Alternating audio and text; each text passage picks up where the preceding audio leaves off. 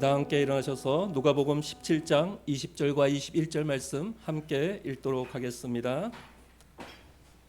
바리새인들이 하나님의 나라가 어느 때에 임하나이까 묻거늘 예수께서 대답하여 이르시되 하나님의 나라는 볼 수 있게 임하는 것이 아니요 또 여기 있다 저기 있다 또 못하리니 하나님의 나라는 너희 안에 있느니라. 아멘. 사랑하는 감사합니다. 죄 많은 저희들을 구원해 주시고 하나님 나라의 자녀로 삼아 주셔서 거룩한 삶을 살아갈 수 있는 은혜 주심을 감사합니다. 아버지 하나님, 오늘 우리가 예배를 통해서 우리의 왕 되시고 구주 되신 주님만을 높여드리고 주님만을 찬양하는 귀한 예배 되게 하여 주시옵소서. 하나님 나라를 경험하고 하나님의 임재를 경험하는 귀한 예배 되게 인도하여 주시옵소서. 우리를 사랑하신 예수님 이름으로 기도드렸습니다. 아멘. 우리 사도신경으로 신앙 고백하시겠습니다. 나는 전능하신 아버지 하나님 천주의 창조주를 믿습니다. 나는 그의 유일하신 아들 우리 주 예수 그리스도를 믿습니다. 그는 성녀로 잉태되어 동정녀 마리아에게 나시고 본디오 빌라도의 교회 고난을 받아 십자가에 못 박혀 죽으시고 장사된 지 사흘 만에 죽은 자 가운데서 다시 살아나셨으며 하늘에 오르시어 전능하신 아버지 하나님 우편에 앉아 계시다가 거기로부터 살아있는 자와 죽은 자를 심판하러 오십니다. 나는 성령을 믿으며 거룩한 공교회와 성도의 교제와 죄를 용서받는 것과 몸의 부활과 영생을 믿습니다. 아멘. 자리에 앉아주시기 바랍니다. 우리 찬송가 28장 찬송하도록 하겠습니다. 찬송가 28장입니다.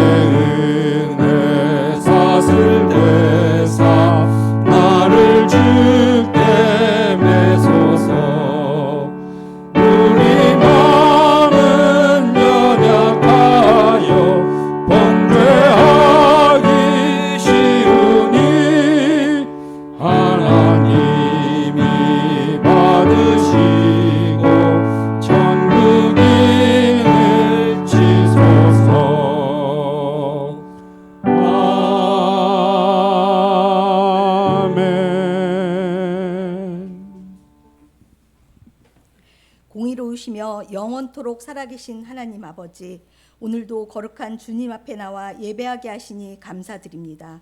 만물의 아버지여, 존재하는 모든 것의 통치자 되신 여호와 하나님을 찬양하며 경배드립니다. 우리의 작은 입술을 벌려 주님을 찬양하오니 홀로 영광받아 주옵소서. 저희의 연약함과 부족함을 고백합니다. 지난 한 주 동안도 주님의 뜻대로 살지 못하고 세상의 마음을 빼앗겨 주님을 온전히 따르지 못한 저희를 용서하여 주옵시고 긍휼히 여겨 주옵소서. 주님께서 항상 신실하셨던 것처럼 저희도 주님처럼 삶과 언행에 있어서 신실하게 하시고 무엇보다 주님을 향해 신실함을 갖게 하옵소서. 세상의 유혹 속에서도 흔들리지 않는 믿음과 충성으로 하나님께 순종하게 하옵소서. 나라와 민족을 위해 기도합니다. 이 나라가 주님의 손길 안에서 평화와 번영을 이루게 하시고 위정자들에게 지혜와 멍처를 주셔서 주님의 뜻에 따라 이 나라를 이끌어가게 하시고 어려운 상황 속에서도 희망을 잃지 않도록 붙잡아 주옵소서. 세계 각국의 선교사님들을 위해 기도합니다. 선교사님들과 가족들을 축복해 주시고 필요한 물질도 허락해 주시며 지치지 않게 건강도 지켜주셔서 사명을 잘 감당할 수 있도록 도와주옵소서. 다음 교회를 세우시고 인도에 가시는 하나님 아버지, 다음 교회가 주님의 말씀과 사랑으로 충만하게 채워지게 하시고 모든 성도들이 하나 되어 주님의 몸된 교회를 주님과 함께 세워가게 하여 주옵소서. 주님의 사랑 안에서 협력하여 선을 이루며 이 지역사회를 섬기고 복음을 전파하는 일에 앞장서게 하옵소서. 지혜의 하나님 아버지, 하계 합숙 성경 강좌가 23일부터 시작됩니다. 성경 강좌를 통해 다음 세대가 주님을 인격적으로 만나고 믿음 안에서 성장하는 귀한 시간이 되게 하여 주옵소서. 모든 일정이 하나님의 인도하심 속에서 안전하게 진행되며 참가하는 모든 이들이 주님의 사랑과 은혜를 체험하게 하여 주옵소서. 이제 하나님의 말씀을 듣습니다. 성령 충만함으로 이 예배를 인도하여 주시고 주님의 말씀을 전하시는 손 목사님께 능력과 은혜를 더하여 주옵소서. 그 말씀이 우리의 삶 속에서 살아 움직여 저희의 믿음이 더욱 견고하게 하여 주옵소서. 예배를 통해 모든 성도들이 주님의 은혜를 충분히 많이 누리고 주님께 영광 돌리는 시간이 되게 하여 주옵소서. 이 모든 말씀을 우리 주 예수 그리스도의 이름으로 기도드립니다. 아멘.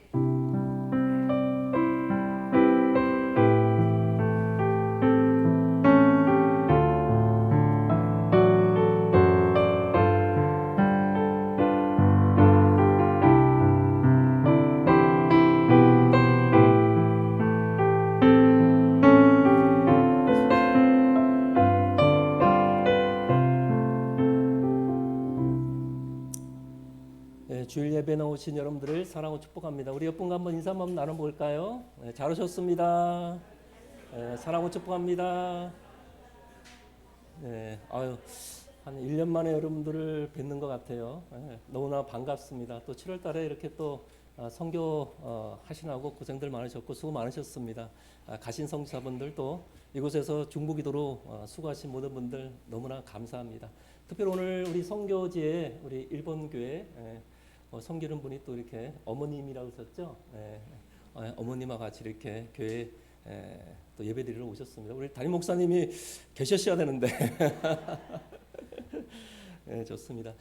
제가 여기 앞에 그 암송 말씀이 있죠, 그죠? 그래서 암송 말씀을 할까 말까 우리 하나님께 기도하는 중에 그래도 암송 말씀을 해야 되지 않겠냐 이렇게 말씀을 주셔서 암송 말씀을 아주 쉬운 말씀으로 딴 때보다 좀 쉽습니다. 쉬운 말씀으로 암송 말씀을 준비했습니다. 우리 앞에 보시는 말씀 함께 읽도록 하겠습니다.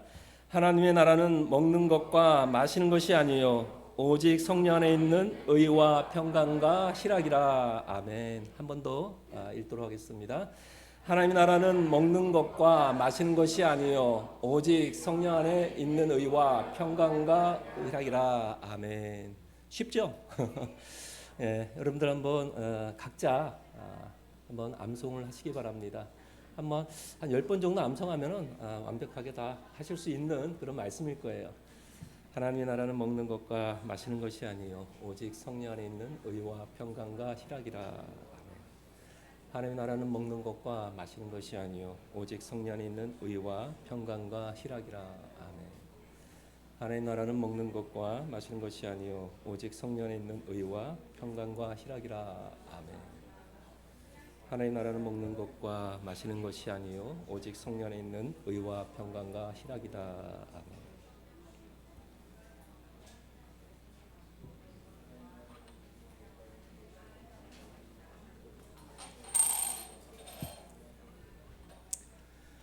어떻게 다 암송을 하셨나요?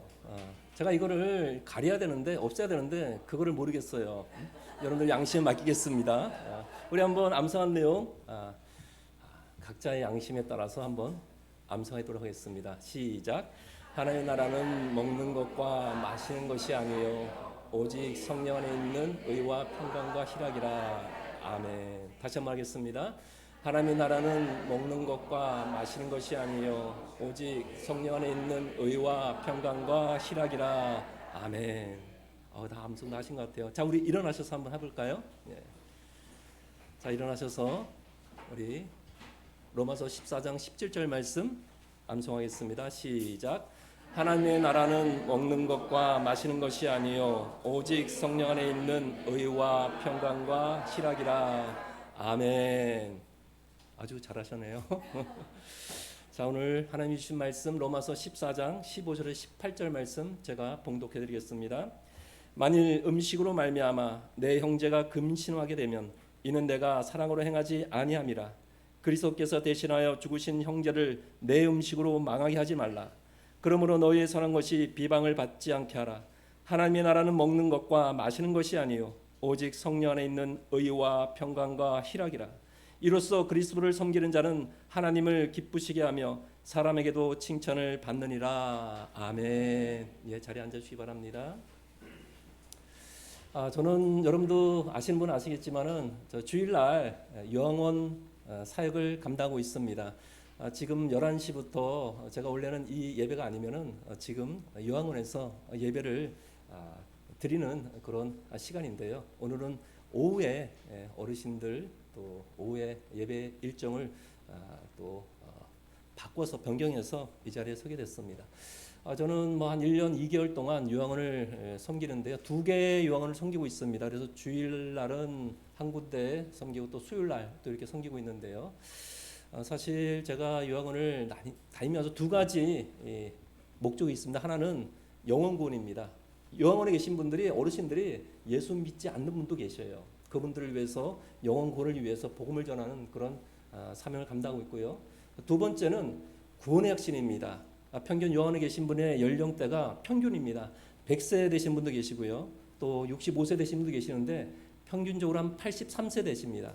그런데 일주일에 계속해서 복음을 전하지만 복음을 자꾸 잊어버려요. 그래서 그분들한테 반복된 복음을 통해서 구원의 확신을 갖도록 하는 것이 제가 사명하는 그런 목적이기도 합니다. 그 목적을 위해서 여러분들도 시간 되실 때 기도 부탁드리겠습니다.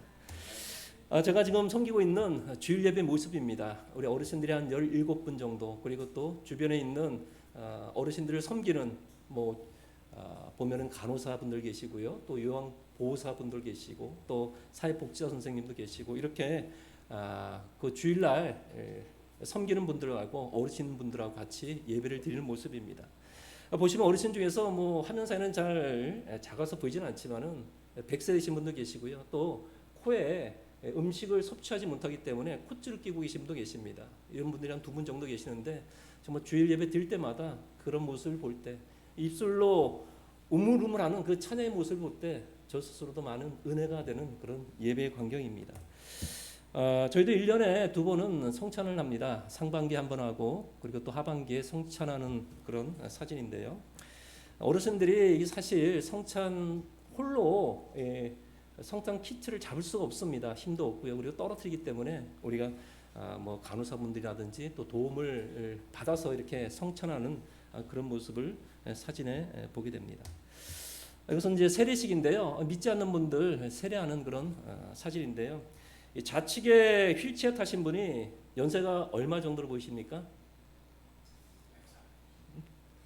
여러분들은 객관식에 강하죠. 1번 85, 2번 90, 3번 93, 4번 97.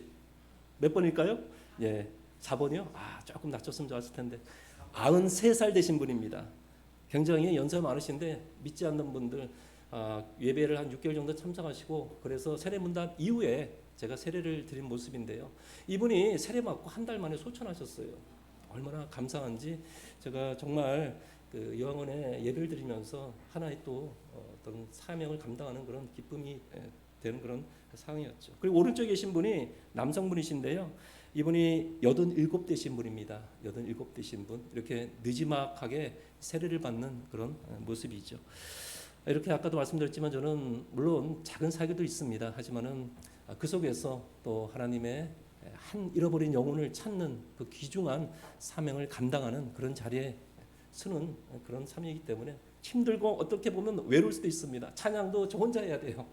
그리고 이 PPT 모든 것이 뭐 옆에 이렇게 우리 반주자분도 안 계시고 다 모든 것을 다 준비해야 되는 그런 과정이지만 그래도 하나님께서 저에게 주신 그 사명이라고 생각하고 지금도 꿋꿋하게 열심히 지금 예배를 섬기고 있습니다. 자, 오늘 본문의 내용은 로마서입니다. 로마서. 여러분들 제가 23일하고 24일 날 성경 세미나 있다고 얘기를 들었습니다. 다 참석하실 것이죠. 제 1순위로 삼으셔야 됩니다. 그런데 이때 담임 목사님께서 말씀하시기를 로마서하고 요한계시록하고 다니엘서하고 이렇게 성경 세미나를 하신다고 말씀하시더라고요. 그래서 오늘 어떤 말씀을 할까다가 로마서에 있는 말씀을 준비를 했습니다. 이 로마서는 이 로마 교회에 보내는 바울의 편지입니다.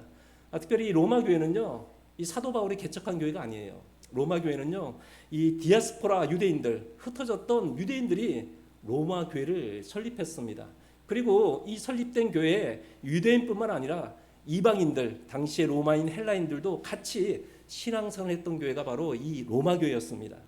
이 바울의 3차 전도 여행 중에 고린도 교회에서 이 로마서를 작성했고요. 주 57년경에 작성되었다라고 성경학자들은 보고 있습니다. 이 로마서는요, 아주 교리 중에서도 가장 중요한 우리한테 크게 도움이 되는 그런 교리서죠. 갈라디아서도 교리서라고 얘기하지만 이 로마서에는 정말 이신칭이 믿음으로써 의로움을 받는다.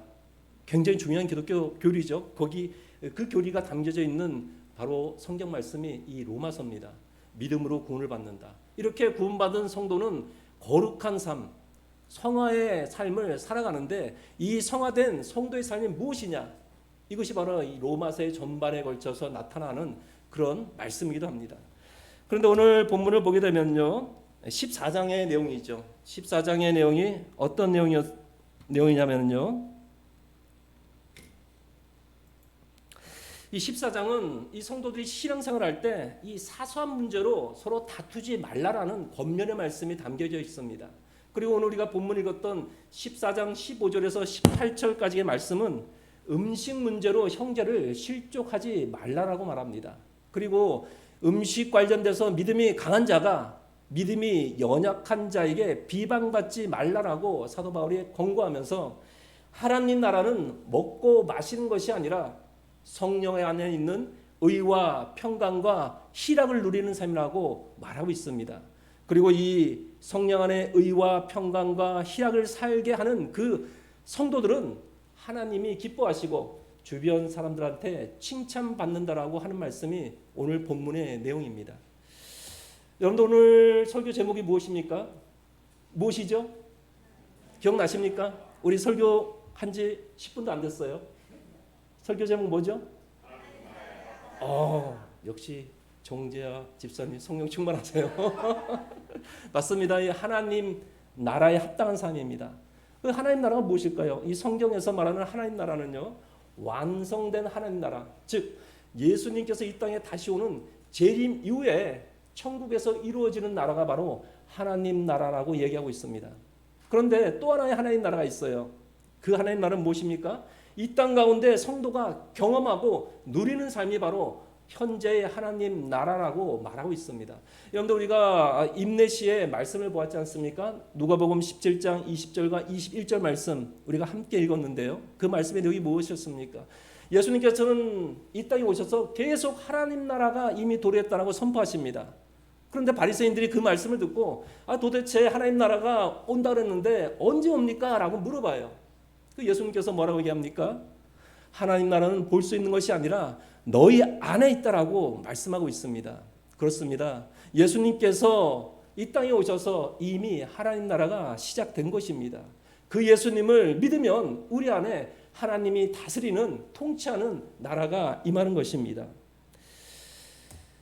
오늘 본문은요, 사도 바울이 그렇다 그러면 하나님 나라, 하나님이 다스리는 나라, 이곳에서 성도들의 합당한 삶이 무엇인지에 대해서 말씀하고 있습니다. 오늘 본문 로마서 14장 17절 말씀을 보게 되면 하나님의 나라는 먹는 것과 마시는 것이 아니요라고 말하고 있습니다. 당시에 이 로마 교회는 어떤 문제가 있었냐면요, 로마 교회는 누가 세웠다 그랬습니까? 유대인들이 세웠어요. 여러분들 유대인들은 물론 예수를 믿고 구원을 받았다는 생각을 했습니다. 하지만 그들에게는 아직도 율법이 있었습니다. 이 율법을 준수해야만 의롭게 된다는 생각을 버리지 못했던 것입니다. 당시에 어떤 상황이냐면요, 시장에 이 고기와 포도주를 사갖고 오는 행위는 바로 이 우상 숭배에 바쳐졌던 고기와 포도주를 먹는 행위였습니다. 당시 유대인들은요, 이렇게 우상 숭배에 바쳐졌던 고기와 포도주를 먹는 행위는 부정한 음식을 통해서 자기 자신의 몸이 더럽혀지는 죄가 들어온다고 생각했던 것이죠. 그런데 이방인은 어떻습니까? 이방인들이 유대인의 율법을 압니까? 모릅니다. 이방인들은 그저 예수 그리스도를 통해서 나의 죄가 용서받고 예수 그리스도를 통해서 내가 구원받았다는 그 이신칭의 믿음을 가졌던, 사울이 말했던 그 강한 믿음을 갖고 있는 자이기 때문에 음식은 뭐 하나님이 주신 음식이기 때문에 감사함으로 먹었던 것이죠. 그 교회에서 문제가 생겼죠. 유대 기독교인들은 우상 숭배에 바쳐진 이 고기와 포도주를 먹으면 안 된다. 이방인들은 먹어도 된다. 서로 이 사소한 문제, 먹는 걸로 싸움이 일어났던 것입니다. 그 얘기를 듣고 하나님 나라에서 합당한 삶은 먹고 마시는 이 사소한 문제로 서로 싸우는 것이 아니다라고 사도 바울은 얘기하고 있는 것입니다. 그러면 어떤 것이 합당한 삶이라고 얘기하고 있습니까? 우리 후반절 말씀이죠. 하나님의 나라는 오직 성령 안에 있는 의와 평강과 희락이라. 아멘. 여러분들 이 의와 평강과 희락, 이 말씀이 헬라어 원어를 찾아보게 되면요, 의는 디카이오시네, 평강은 에이레네, 희락은 카라, 이런 단어가 쓰여져 있습니다. 여러분 한번 헬라어 공부 좀 해보시겠습니까? 의가 뭐라고요? 디카이오시네. 평강이 뭐라고요? 에이레네. 희락은 뭐라고요? 카라. 제가 옛날에 그 직장 다니면서 한참 우리 뭐 직장 동료들하고 뭐 노래방도 가고 이럴 때가 있었습니다. 그럴 때 보면은 카라라는 그 가수가 있었어요, 그죠? 난 그때만 해도 이 가수 이름이 이렇게 훌륭한 이름인지 몰랐어요. 알고 보니까는 기쁨이라는 뜻입니다. 굉장히 좋은 이름이죠, 그죠? 그런데 오늘 이 디카이오신의 에이렌의 카라, 이것이 바로 의와 평강과 희락의 삶인데, 과연 그러면 이 삶이 성경에서는 어떤 삶을 말하는지 우리가 그 말씀을 통해서 알아보는 그런 시간이 되었으면 좋겠습니다. 먼저 사도 바울이 하나님 나라에 합당한 삶을 살라고 얘기하죠. 이 사도 바울이 말하는 하나님의 합당한 삶은 의를 구하는 삶이다라고 말하고 있습니다. 마태복음 6장 33절 말씀인데요, 우리 함께 읽겠습니다. 그런즉 너희는 먼저 그의 나라와 그의 의를 구하라. 그리하면 이 모든 것을 너에게 더하시리라. 아멘. 여러분들 헬라어로 의는 디카이오시네라고 말씀드렸습니다. 오늘 마태복음 6장 33절에서 그의 의를 구하라 라고 쓰여진 이 헬라어가 바로 이 디카이오시네입니다. 디카이오시네의 뜻은 하나님의 뜻을 구하라 라고 말하고 있는 것입니다. 여러분들 이 성도의 합당한 삶은 그의 뜻을 구하는 삶을 기억하시기 바랍니다. 하나님의 뜻을 이루는 삶이 바로 성도의 삶을 기억하시기 바랍니다. 여러분들 이 구약에 하나님의 뜻을 행하면서 하나님의 뜻을 이룬 아주 유명한 인물이 있죠. 누굽니까? 맞습니다. 다윗입니다. 여러분들 다윗은요, 사도행전 13장 22절을 보게 되면 어떻게 표현되고 있냐 하면은 하나님의 마음에 합한 자, 그리고 또 하나님의 뜻을 이룬 자라고 사도행전에 기록되어 있습니다. 그렇습니다. 그의 인생은 하나님의 뜻을 행하고 하나님의 뜻에 온전히 순종했던 그런 삶을 살았던 인물이 바로 다윗입니다. 여러분들 사무엘하 5장 17절에서 23절 말씀을 나중에 찾아보시면 아시겠지만, 이제 다윗이 이스라엘 왕에 오르게 됩니다. 그때 블레셋 군대가 이스라엘을 공격해 옵니다. 그때 이 다윗이 하나님께 기도합니다. 하나님의 뜻을 묻죠. 하나님, 지금 블레셋 군대가 쳐들어오는데 어떻게 해야 될까요? 하나님 뜻이 무엇입니까? 이렇게 물어볼 때 하나님께서는 나와 싸워라. 그리고 군대를 너에게 넘기시라라고 말씀합니다. 그 말씀대로 행할 때 결국 큰 승리를 이루게 되죠. 그리고 두 번째 2차 블레셋 군대가 다시 공격해 옵니다. 그때 동일한 방법으로 하나님의 뜻을 묻습니다. 그 성경에는 하나님께 여쭈어 이르되라고 표현되고 있습니다. 하나님의 뜻을 구했던 것이죠. 이번에는 하나님께서 숲속에 매복해 있다가 기습 공격을 통해서 적을 섬멸하라고 말씀을 주십니다. 그 말씀대로 했을 때 큰 승리를 거두는 모습이 성경에 기록되어 있습니다. 그렇습니다. 다윗은 한평생 동안 하나님의 뜻을 구하는 의로운 삶을 살았던 인물임을 기억하시기 바랍니다. 또 한 명의 의로운 삶을 살았던 분이 계시죠. 여러분들 잘 아신 바로 예수님이십니다. 예수님 이 땅에 오신 목적은 하나님의 뜻을 이루기 위해서 이 땅 가운데 오셨습니다. 그리고 그 십자가의 죽음 앞에서도 겟세마네 동산에서 땀방울이 핏방울 되도록 기도하신 분이 바로 예수님이십니다. 뭐라고 기도하십니까? 내 아버지여 할 만하시거든 이 잔을 지나가게 하옵소서. 그러나 나의 원대로 마옵시고 아버지의 원대로 하옵소서. 죽기까지 하나님의 뜻을 이루신 분이 바로 예수님이십니다. 우리는 어떻습니까? 우리 삶 속에 하나님의 뜻을 구하는 삶을 살고 계시나요? 우리는 내 뜻대로 사는 그런 삶을 사는 것은 아닌가 돌아보는 시간이 되었으면 좋겠습니다. 우리가 늘 내 뜻이 아닌 하나님의 뜻을 물어보고 그리고 하나님께 나의 모든 것을 맡기는 삶을 사는 우리가 되었으면 좋겠습니다. 다윗이 하나님의 뜻을 물을 때 하나님의 말씀이 있듯이 하나님이 주시는 그 지혜로 적을 섬멸했듯이 우리가 하나님께 뜻을 물을 때 우리에게 지혜를 주시고 우리에게 피해야 할 길을 주시는 분이 바로 하나님이심을 기억하는 이 시간 됐으면 좋겠습니다. 여러분들 오늘 후반절에 말씀 보게 되면 그의 의를 구하라. 하나님의 뜻을 구하라. 그리하면 이 모든 것을 너에게 더하시리라고 말씀하고 있습니다. 여러분들 다윗이 이스라엘의 왕이 되고 40년 동안 이스라엘을 다스렸습니다. 그 40년 동안 나라의 영토는 가장 컸었고요. 그리고 또 주변 국가로부터 많은 조공을 통해서 나라는 더욱더 부강해졌습니다. 그리고 그 자녀인 솔로몬을 통해서 그 영화로움이 이어졌고요. 결국에는 다윗의 계보를 통해서 예수 그리스도가 이 땅 가운데 오셨습니다.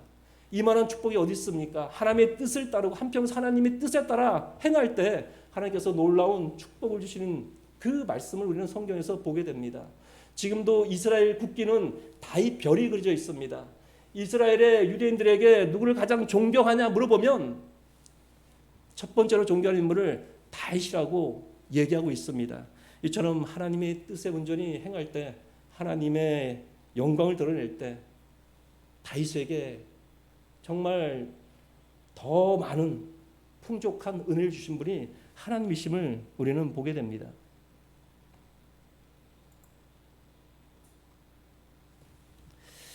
하나님의 뜻을 구할 때 내가 노력한 것보다 더 풍성한 은혜를 주신 분이 바로 하나님이심을 기억하시기 바랍니다. 우리가 이 내 뜻 가운데 하나님의 영광을 위해 사는 성도가 되는 이 시간 되시기를 주님으로 축복합니다.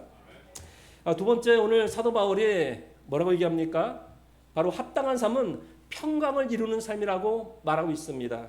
평강, 에이레네, 그죠? 요한복음 14장 27절 말씀입니다. 함께 읽도록 하겠습니다. 평안을 너에게 끼치노니 곧 나의 평안을 너에게 주노라. 내가 너에게 주는 것은 세상이 주는 것과 같지 아니하니라. 너희는 마음에 근심하지도 말고 두려워하지 말라. 아멘. 이게 왜 계속 나오는 거죠? 하기로 닫기로 누르면 되나요? 자, 오늘 우리가 합당한 삶은 바로 평강을 이루는 삶인데요. 예수님께서 오늘 요한복음 14장 27절에 뭐라고 말씀하십니까? 평강을 너에게 주노라. 벌써 우리에게 평강, 편안을 주셨다라고 말씀하고 있습니다. 그런데 우리가 왜 누리지 못합니까? 왜 근심과 두려움이 있습니까? 그 이유는 단 한 가지입니다. 하나님과의 바른 관계가 있지 못하기 때문입니다. 하나님 관계가 멀어지면 우리에게 근심과 두려움이 오는 것입니다. 우리가 하나님 앞에 바로 나가서 근심과 두려움을 갖고 하나님께 기도하고 간구할 때 우리는 하나님이 주신 평강을 이룬다라고 성경은 말씀하고 있죠. 아무것도 염려하지 말고 오직 기도 간구로 너희 구할 것을 감사하며 아뢰라. 그리하면 모든 지각에 뛰어나신 하나님의 평강이 너희 마음과 생각을 지키시리라. 아멘. 그렇습니다. 지각이라는 게 무엇입니까? 하나님은 모든 지각에 뛰어나신다라고 말씀하고 있습니다. 지각은 모든 것을 알고 계신다는 것입니다. 우리의 두려움, 우리의 근심, 우리의 걱정, 우리의 문제를 다 알고 계시는 하나님께서 우리에게 평강을 주신다라고 말씀하고 있습니다. 우리가 문제 앞에서 사람을 의지하지 말고 하나님께 더욱더 나아가 나의 문제를 토로할 때 하나님께서 주시는 그 평강이 우리 마음과 생각을 지키신다라고 말씀하고 있는 것입니다. 이런 평강이 여러분한테 흘러넘치기 간절히 소망합니다. 다음에 우리가 이 평강이라는 단어가 헬라어로 뭐라고 말씀드렸죠? 에이레네라고 말씀드렸습니다. 이 에이레네의 뜻은 하나님이 주시는 평강이라는 의미도 있지만 화평이라는 그런 의미도 있습니다. 하나님과의 화평, 그리고 또 사람과의 화평, 이렇게 얘기할 때 에이레네라고 말을 하게 되죠. 여러분들 관계가 바르지 못하면 굉장히 불편하지 않습니까? 그렇지만 관계가 바르면 화목하고 편안한 마음으로 상대방을 바라볼 수가 있는 게 우리 인간의 관계 속 아니겠습니까?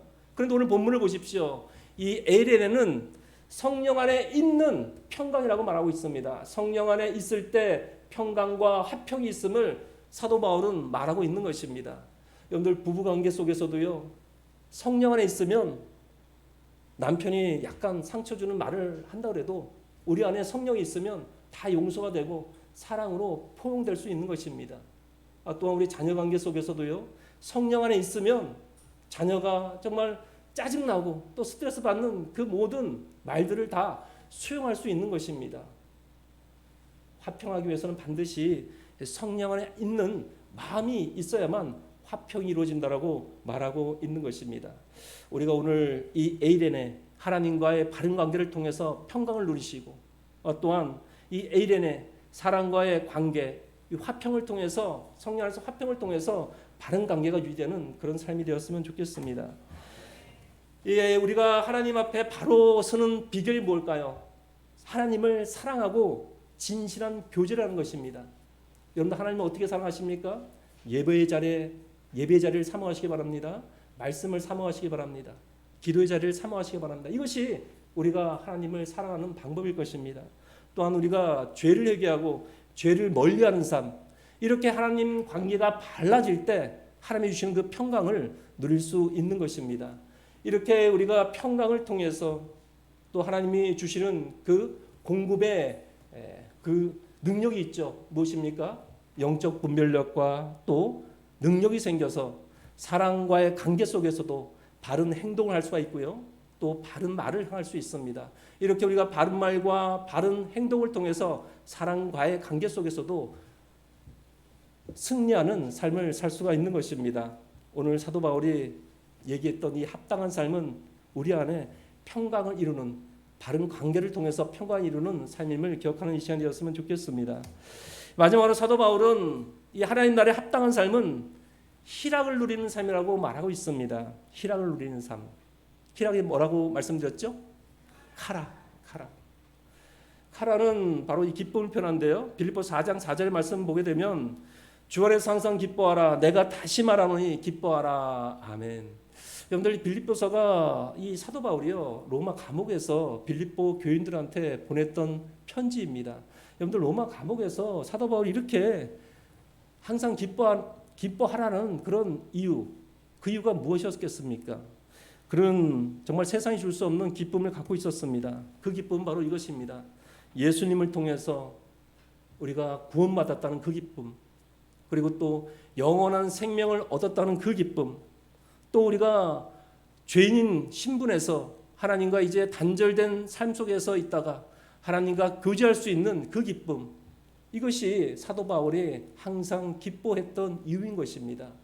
그 기쁨을 이 빌립보 교인들한테 늘 누리라라고 말하고 있는 것입니다. 여러분들 우리가 세상의 기쁨이 더 좋아지는 그런 삶 속에 혹시나 살지 않으십니까? 우리는 항상 기쁨이 흘러 넘치는 삶을 사시기 바랍니다. 구원의 기쁨보다 더 기쁜 게 어디 있습니까?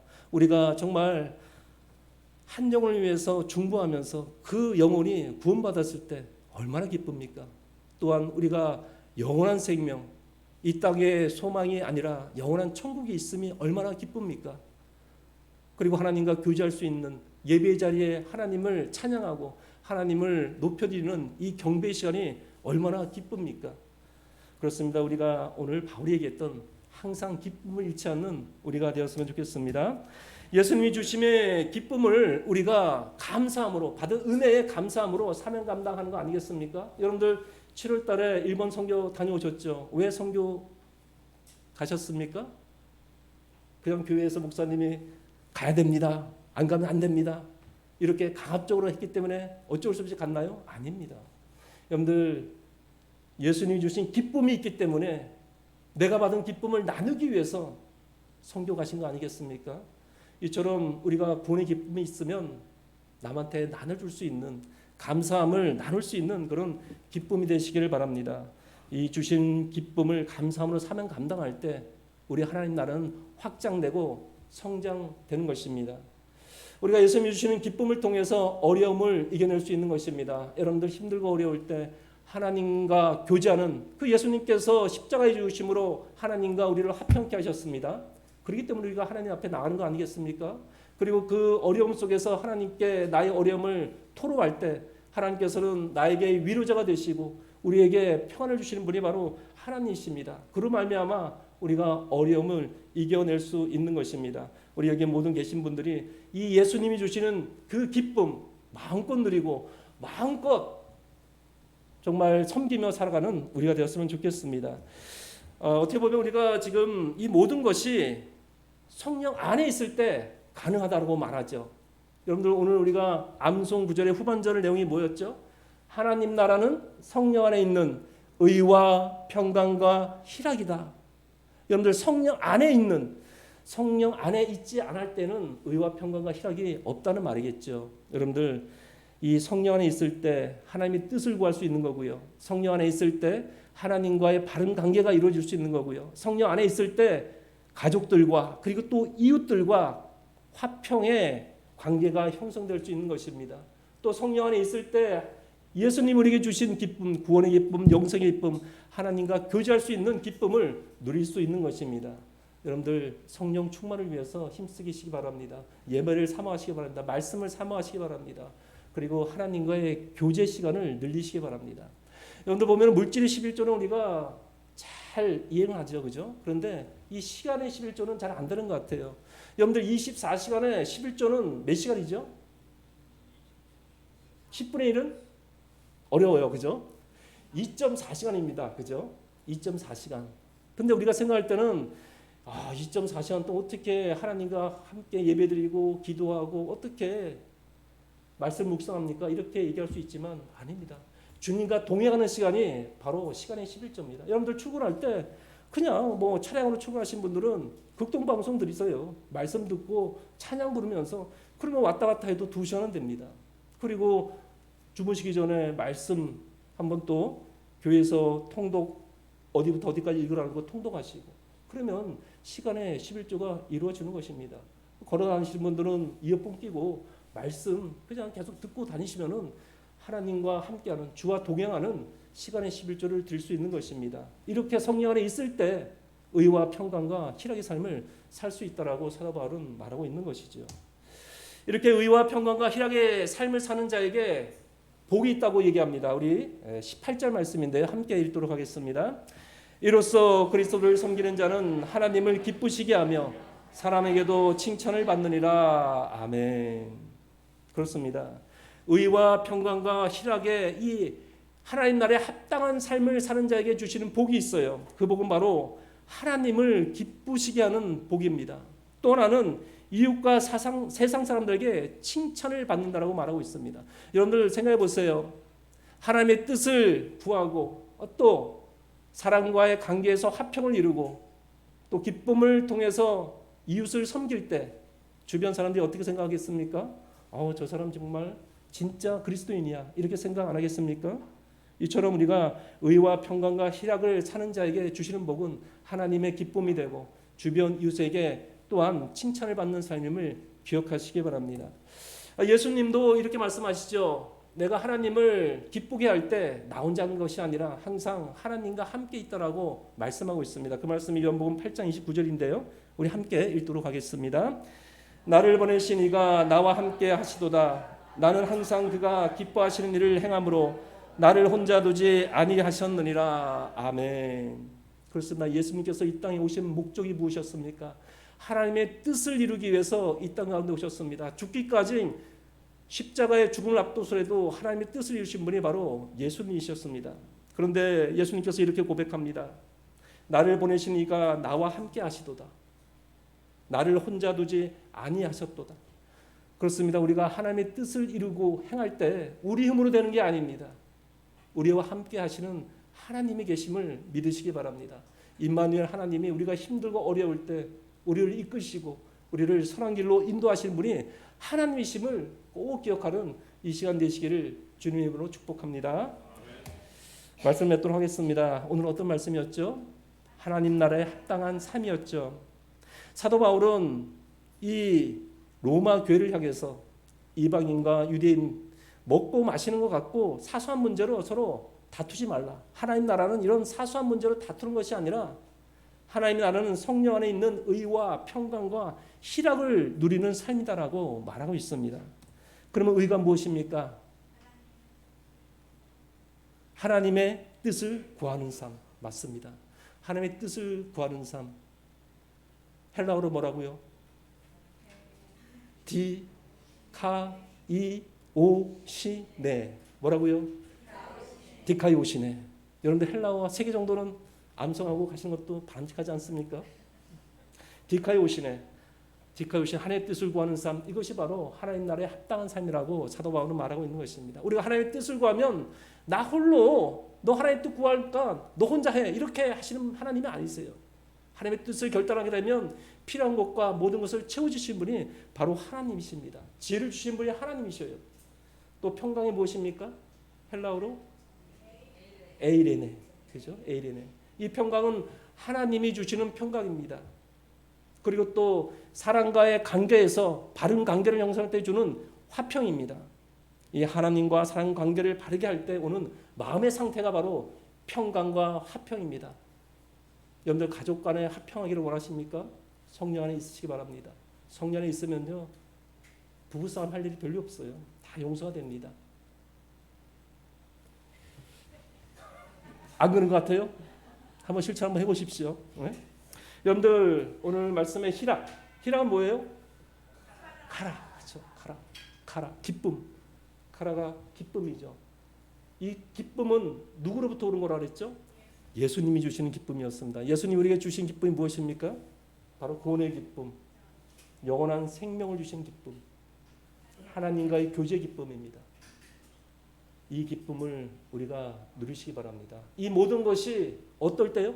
성령 안에 있을 때, 성령 안에 있을 때 하나님의 뜻을 구할 수 있고, 성령 안에 있을 때 하나님이 주신 평강을 우리가 회복될 수 있고, 성령 안에 있을 때 기쁨을 누리고 그 기쁨을 나눠줄 수 있다라고 말하고 있는 것입니다.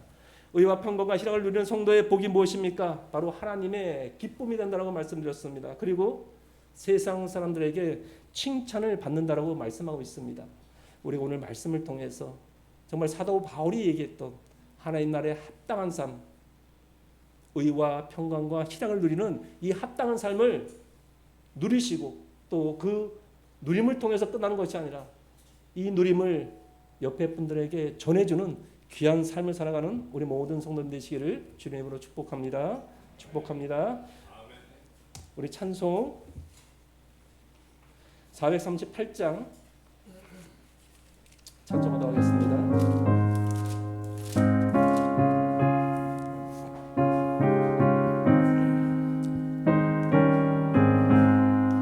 내 영혼이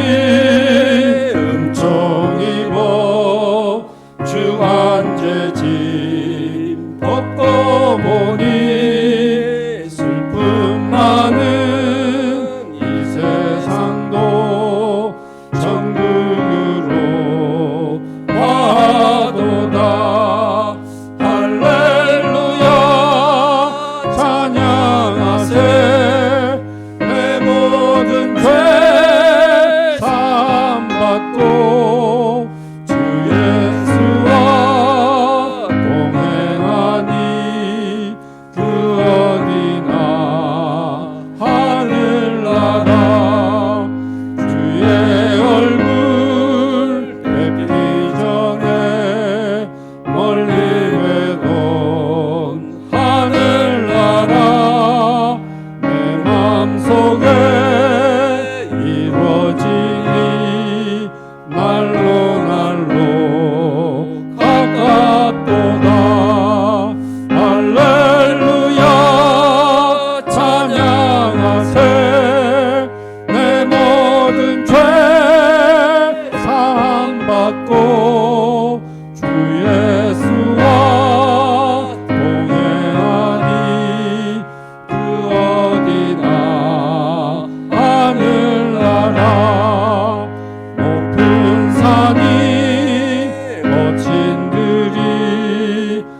저망이나 궁궐이나 내 주 예수 모신 곳이 그 어디나 하늘나라 할렐루야 찬양하세 내 모든 죄 사함받고 주 예수와 동행하니 그 어디나 하늘나라 3절 다시 한번 하겠습니다. 높은 산이 그 산이 거친 들이 조막이나 궁궐이나 내 주 예수 모신 곳이 그 어디나 하늘나라 할렐루야 찬양하세 내 모든 죄 사함받고 주 예수와 동행하니 그 어디나 하늘나라. 그렇습니다. 높은 산이 거친 들이 추목이나 궁궐이나 내 주 예수 모신 곳이 그 어디나 하늘나라임을 믿으시기 바랍니다. 오늘 우리가 말씀을 통해서 한번 통성으로 기도하겠습니다. 아버지 하나님, 사도 바울이 먹고 마시는 것이 사소한 문제로 다투는 것이 하나님 나라에 합당한 삶이 아니라고 말합니다. 우리 삶이 정말 의와 평강과 그리고 또 희락을 누리는 삶이 되게 하여 주시옵소서. 아버지 하나님, 우리 교회를 위해서 기도드립니다. 아버지 하나님, 교회 세우시는 다른 목사님들 영육 강건케 하여 주시고 영육 강건케 하여 주시고 또한 죄를 주셔서 목회를 잘 감당할 수 있도록 은혜를 도와여 주시옵소서. 아버지 하나님, 또 이렇게 또 성경 관계를 위해서 기도합니다. 아버지 하나님, 23, 24일 또 이렇게 주님의 은혜 가운데 성경 가운데 잘 이루어질 수 있도록 주님 하나님께서 함께하여 주시옵소서. 아버지 하나님 도와주시옵소서. 아버지 하나님께서 함께하여 주시고 우리가 정말 주의 성찬을 도와주시고 주의 말씀을 통해서 은혜 주시옵소서. 아버지 하나님, 이 말씀을 새롭게 내려보랍니다. 하나님 말씀을 하여 주시고 그 말씀을 통해서 모든 놀라운 역사를 일어날 수 있도록 성령 하나님께서 함께하여 주시고 도와여 주시옵소서. 아버지 하나님, 정말 사랑하고 평강 집사님을 함께 하여 주시고 그 말씀을 통해서 정말 주님의 말씀을 통해서 수 있도록 도와주시옵소서.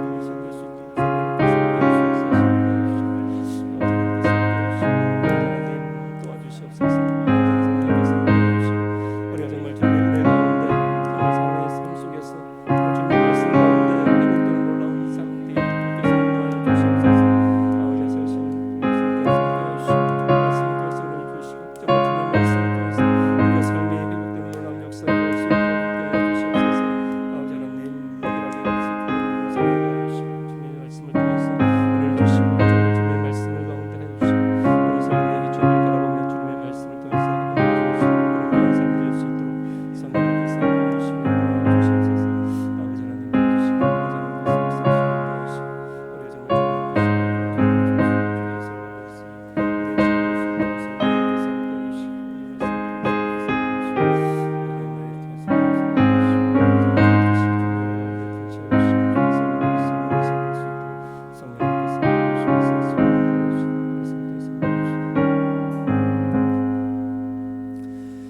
정말 하나님 감사합니다. 오늘 또 귀한 말씀을 통해서 은혜 주시고 결단할 수 있는 시간 되게 하시니 감사합니다. 아버지 하나님, 오늘 말씀 사도 바울은 먹고 마시는 것이 하나님 나라에 합당한 삶이 아니며 이 사소한 문제로 서로 분쟁하는 것이 합당한 삶이 아니라고 말하고 있습니다.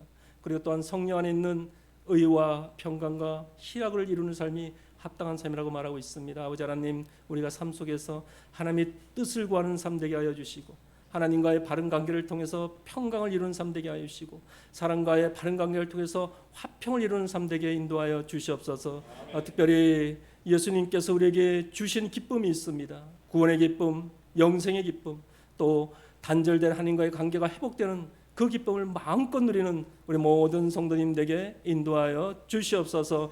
아버지 하나님, 앞으로의 삶 속에서 정말 하나님 나라를 경험하고 하나님의 임재를 경험하는 우리 모든 성도님들에게 역사하여 주시옵소서.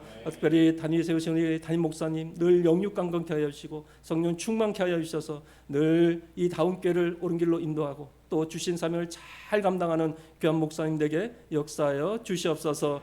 또한 특별히 성령 강좌가 8월 23, 24일 날 있습니다. 우리 모든 성도들이 다 참석하게 하여 주시고 또 강사 목사님 이런 기회를 주시고 성령 충만케 하여 주시고 전하신 말씀을 통해서 우리가 예수님까지 자라는 그런 믿음의 성장의 그런 기회가 될 수 있도록 성령 하나님께서 인도하여 주시옵소서. 아버지 하나님, 우리 각 성도들의 가정을 주님께서 기억하여 주시고 주님과 동행하는 임마누엘 가정이 되게 하여 주시고 늘 성령 안에서 화평을 이루는 그 복된 가정 다 되게 주님께서 함께하여 주시옵소서. 이 시간 귀한 헌금을 드립니다. 아버지 하나님, 드린 손길을 기억하여 주시고 그 가정마다 주님이 주시는 평강과 희락과 그리고 또 놀라운 은혜가 충만하는 가정들 되게 인도하여 주시고 쓰여지는 예물마다 하나님의 영광이 드러나는 귀한 예물 되게 인도하여 주시옵소서.